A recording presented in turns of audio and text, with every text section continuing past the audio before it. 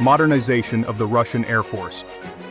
Modernization of the Russian Air Force. Russian air power in 2025 is undergoing a transformation that's reshaping the balance of aerial strength on the global stage. At the heart of this evolution is the ambitious modernization of the Russian Air Force, driven by the introduction of cutting-edge aircraft designed to rival the best in the world.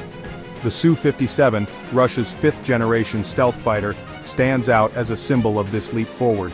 Combining stealth technology, supersonic speed, and advanced avionics, the Su-57 is engineered not just to survive in contested airspace, but to dominate it.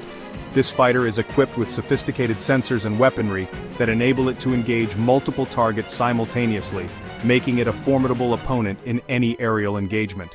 Beyond the Su-57, Russia is upgrading its fleet of Su-35 and Su-30 fighters, ensuring that even its fourth-generation aircraft remain highly capable and relevant. This modernization effort isn't just about hardware.